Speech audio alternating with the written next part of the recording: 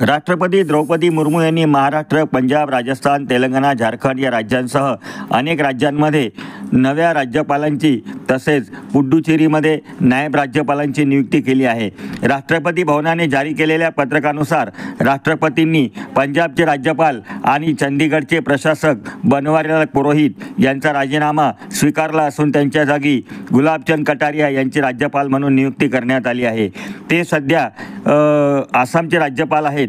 तर दुसरीकडे झारखंडचे राज्यपाल CP राधाकृष्णन यांना महाराष्ट्राचे राज्यपाल म्हणून नियुक्त करण्यात आले आहे. ते महाराष्ट्राचे सध्याचे राज्यपाल रमेश बैस यांची जागा घेतील. रमेश बैस हे 18 फेब्रुवारी 2023 पासून महाराष्ट्राचे राज्यपाल म्हणून कार्यरत होते.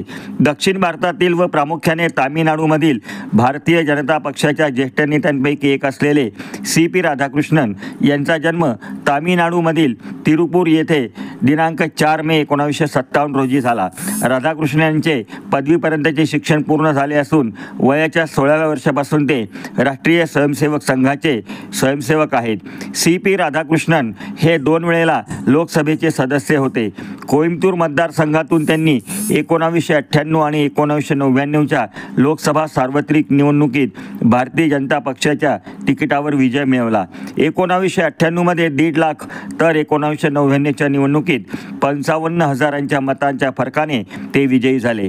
तामिळनाडूमधील प्रमुख प्रादेशिक पक्ष असलेल्या DMK व AIADMK या दोन्ही पक्षांसोबत युती करण्याच्या कामात राधाकृष्णन यांनी पुढाकार घेतला होता.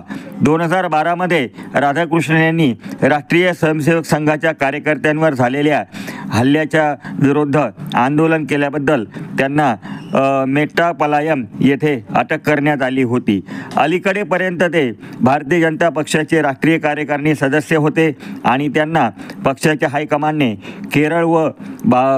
केरळ येथे भाजपचे प्रभारी म्हणून नियुक्त केले होते.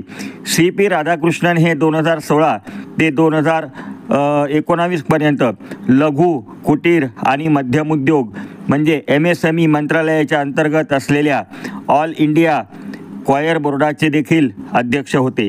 राजकारण, समाजकारण व प्रशासनात दीर्घ अनुभव असलेल्या CP राधाकृष्णन यांची महाराष्ट्राचे 25वे राज्यपाल म्हणून नियुक्ती झाली असून लवकरच ते पद व गोपनीयतेची शपथ घेतील.